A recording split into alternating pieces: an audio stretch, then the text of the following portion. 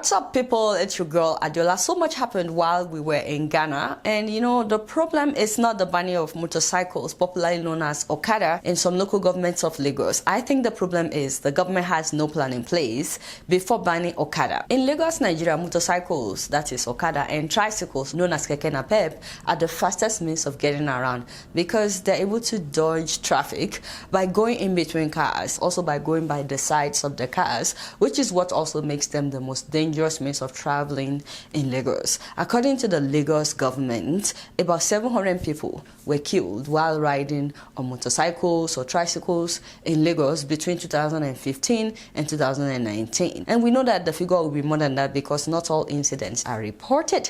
But besides the about 700 who lost their lives, at least 250 others were reportedly injured. Many of them were disabled for life, which is why a lot of people support the banning of Okada. If you've ever been a victim or you lost a family member to Okada accident, or someone who was disabled by Okada, you're probably in support of the ban. And I've also seen so many doctors and nurses, especially those working in emergency rooms, support this because of what they see at the ER almost every day whenever there's an accident by Okada. As you can see in the pictures, majority of your body is exposed if there's ever an accident. So that's why I said that the problem is not the banning of Okada. I think the problem is having no plan in place whatsoever before banning Okada. You should have prepared people months in advance by providing alternative means of transportation and easing people into the new means of transportation. How do you commission ferries days after banning Okada? That's supposed to have happened before you take away Okada. And does the water or the ferry get to every corner of Lagos as Okada does?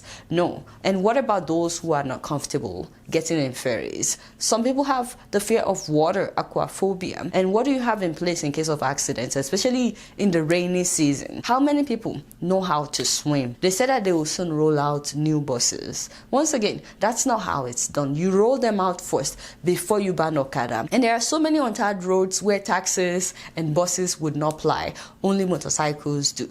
So what's the plan for places like that? What's the plan for those roads? As it is, millions of people were stranded in Lagos. People were walking for miles trying to make it to work. A lot of workers were queried for coming late. Some employers have threatened to take out from people's salaries because they came late. School kids, in fact, if you want to do this, do it when kids are not in school, like when school is not in session. So many pupils were out walking for hours to and fro school. Do you know that so many of the parents did not allow their children to go to school after the first day? And can you blame the parents? Do you know that some of these students have sickle cell? I've seen parents of children with SS venting online that they cannot allow their children walking for hours because they are not healthy. And what about those who do not have a car? You start gradually. Maybe ban Okada first. At least leave tricycles, keke napep, so that people can get around. The keke is safer than the Okada. The Okada is exposed, we understand. There are areas in Lagos, especially in this neighborhood, that only keke that can actually get there because there are no buses flying that route. Most importantly, riding Okada and tricycle is the sole source of income for thousands of people. You do not just take away people's livelihood without providing an alternative. Lagos is a city of 20 million people. How do we prevent an increase in crime rates when thousands of people suddenly lose their jobs? Motorcyclists on the platform of bike hailing services, Okada and Max, have trooped out in their numbers to protest the action. But please, we are really begging, soliloquizing, pleasing, crying that our families are there. Let the government answer us. We are begging. We are begging you as a father. You are our father. We are well trained. Please, the government should consider us. Don't ban us. Please, regulate us.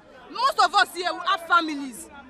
I'm the one training myself. I don't have any family. I'm training myself. This is what I used to train myself. Those, by the way, were drivers working for professional Okada companies like Okada, Max NG, and O-Ride. They're like the motorcycle version of Uber in Lagos. So you have to download the app and request for them just like you would request for Uber. They are actually trained by their companies to observe safety measures. And they reportedly have the least accidents and no fatality, although the government is saying otherwise. So their protest is, yes, the government can regulate them if it wants to, but no, they should not ban them. Please, there's not that thing I know how to do. As for me, I don't know anything to do again. This is my only work. I'm a good rider. I'm a professional. I'm well trained by Okada. Not only that, there are food sellers whose livelihood depend on the patronage by Okada riders. Even the seller, if Keke people don't make themselves, we cannot sell. I'm selling food. But those keke that come to my place, I could not make any sales on Saturday because there was none of them to come and eat. If they are not working, they want us to die. Ahmhara will come and shoot us that time. Now, listening to the Transportation Minister of Lagos, you can just tell that they have no regards whatsoever for the people. Maybe he didn't mean it like that, but that's the vibe that people are getting. And I think it's because rich people don't use Okada in Lagos. Let's make it clear. Lagos is a mega city. The concept of Lagos, the smart city concept for Lagos does not include Okada or tricycle. You won't see that in the United Kingdom. You won't see that in Singapore. So he said that motorcycles are not part of the Lagos mega city master plan. But then your ideal means of transportation that fits into the mega city master plan is not ready. You talked about the Lagos integrated master plan that involves rail. We can't see the rail. And you want to ban motorcycles? The rail lines, the alternatives for now. So we started rolling buses. Lagos Bus Services Limited rolled out over 100 buses some time ago. They're about to roll out 65. I just said to you that about 600 are in the port. Okay. We'll get them out and we'll start rolling them out. Why not bring them out before the ban? Next week, we're launching 14 boats, and we're connecting those to water transport. The rail line is being developed. The rail line will be ready in the next 18 to 24 months. I don't understand. 18 months. So we have to wait for 18 months, 1.5 years, for the trains to be ready, and you already banned the Okada. This is bad planning, or let me say no planning. The CEO of Max NG said that they invested more than 5 billion naira. That's about $14 million into this Okada business in Lagos. Now, majority of their riders are losing their jobs. And just last year, Go Okada raised $5.3 million to invest in their business. Already they've laid off most of their employees. These are young people. Some of them graduates, many of them students. What does the government expect them to do? You know, huge kudos to all the car owners who gave rides to people that were walking, people that were trekking by the roadside. Huge kudos to the person who gave a car to this Go Okada female rider so that she can use it for Uber. Sandra.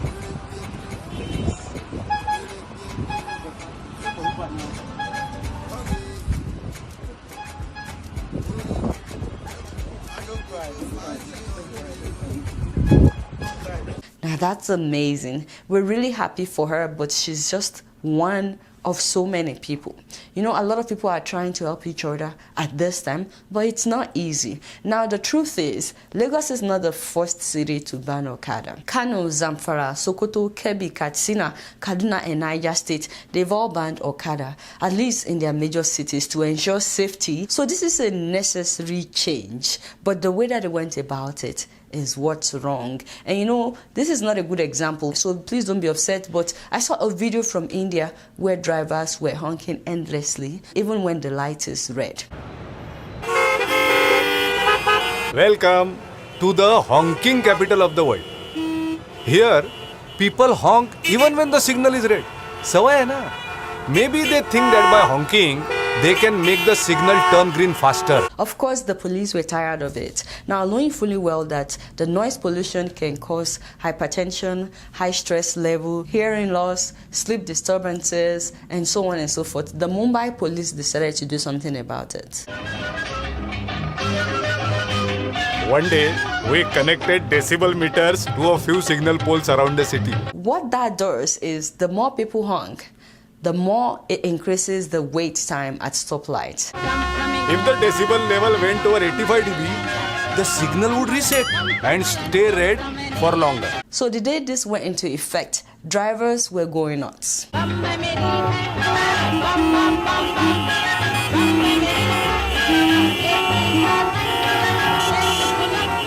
Bajao, bajao. Now, the moment some of the drivers read the signal that honk more, wait more, they were actually the ones telling other drivers to stop honking.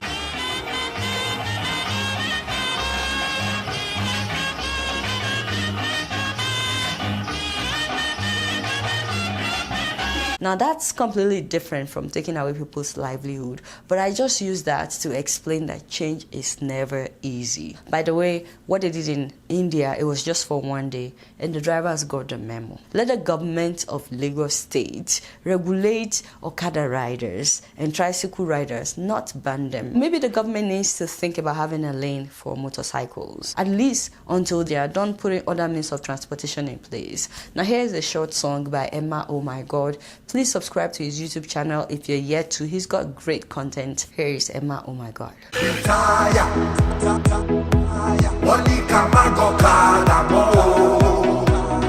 Most of us Nevada, waiting go to a survivor. Now wow, this is Moving on to Ethiopia, did you guys know that 27 students of Dembi Dolo University in Oromia region were kidnapped since December 17th? Majority of them girls. It's been 2 months and Ethiopians are outraged that the Prime Minister has not been proactive and he has not said anything about the kidnap. Because the government of Ethiopia is not saying anything about this, most media organizations around the world are not even aware. Thousands of Ethiopians have protested, saying that they believe that this is an ethnically driven attack on the students. Now, all the kidnapped students are of the Ahmhara tribe, but they were kidnapped in the Oromia region, which is the region where the Prime Minister is from. For those of you that are Nigerians, that's like saying that Yoruba students, solely Yoruba students, were kidnapped in Katsina, or let me say solely Igbo students were kidnapped in Katsina, which is why a lot of people are upset with the Prime Minister about this. They believe he would have been swift to action if the students are from the Oromia tribe, which is his tribe. Now, the government said that 21 of the students have been rescued, but others are still missing. However, some parents of the rescued student that the government announced said that they're yet to see or hear from their children. Also, a lot of people are asking the government to review the kidnappers because the popular rebel group that operates in that region denied being involved in the kidnapping. So people are asking the government to reveal who the kidnappers are, but the government has remained silent. I mean, this does not look good at all on Abiy Ahmed's government. I've seen some Ethiopians defending the government, that the government is just working silently so that the enemies won't know their plan. But I'm like, no, at least acknowledge that you're aware of the kidnapping. Also, you don't need to tell people exactly what you're doing to free these students, but let people know that you're working on it. Let the parents know that you're working on it. I just can't imagine 2 months without knowing the whereabouts of your children, because when the Chibok girls were kidnapped in Nigeria, we know of parents that actually collapsed and died, and we know of parents that developed hypertension and so on and so forth. These students were not able to spend Christmas and New Year with their families. It's heartbreaking. And just like the hashtag Bring Back Our Girls in Nigeria, Bring Back Our Students is trending in Ethiopia as well, as people wait to hear any update about their loved ones. So if you like to support the pressure on the Ethiopian government to rescue these students, please tweet something with the hashtag Bring Back Our Students. For a Prime Minister who received the Nobel Peace Prize just last year, people expect more. Right now, a lot of Ethiopians who were cheering for this Prime Minister, they are now questioning his actions. And even people from the Oromia region, they are also saying that the Prime Minister should talk and do something so that this doesn't lead to another ethnic clash in Ethiopia. At least hold a press conference, Mr. Prime Minister, because transparency is very important. You guys not know much. Guess what? I'm just keeping it real.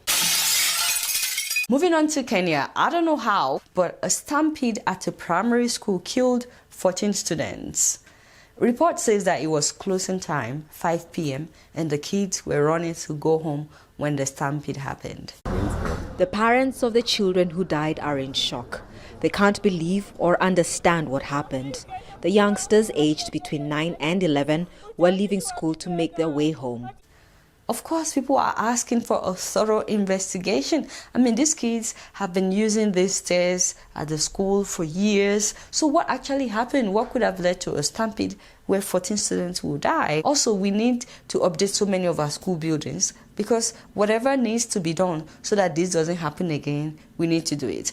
This school has about 3,000 students. That's a huge number. So you can imagine hundreds of them in panic and fear running down this narrow staircase to get out safely. I've seen videos of parents crying. It's heartbreaking. I mean, I can't even imagine students are still receiving treatment. For those whose children died, I can't even imagine what you're going through right now. Nobody should lose a child, not to talk about losing your child to a stampede at their school. It wasn't as if anybody came in to attack the students. There was a stampede at the school. It doesn't make any sense at all. For those who lost their loved ones, please accept our condolences. And we're praying for the rest of the kids that are at the hospital that they will get well. You guys not know much. Guess what? I'm just keeping it real. So before I sign out, I'm really sorry if I appeared really gentle in this episode. First of all, it's a lot of sad stories. Second of all, I got bit by mosquitoes and I'm still jet lagged. Now, for those who are asking, yes, we'll have a video on our trip to Ghana. We especially love the Kotoka airport. It is beautiful. Thank you so much for having us, Ghana. Also, if you live in Spain, you can now use the Correos card to send money through SendWave. The Correos prepaid card is actually a MasterCard, which is not linked to any bank account. Don't forget that you can use SendWave in the US, in the UK, in Spain, Italy, and Ireland to send money to Nigeria, Ghana, Tanzania, Kenya, and Uganda without paying any transaction fees. All you have to do is download the app on your phone and make sure that you use my name Adela as promo code so they can add $5 or £5 to whatever you're sending to your loved ones. But you have to enter the promo code before your first transaction, otherwise you lose the $5 or £5. Alright, y'all, it's been real and I'm keeping it real right up in here. Don't forget to follow me on Facebook, Twitter, and Instagram. And if you're yet to subscribe to my YouTube channel, please make sure that you do that. Until next time, I'm gonna see you all later. Peace out.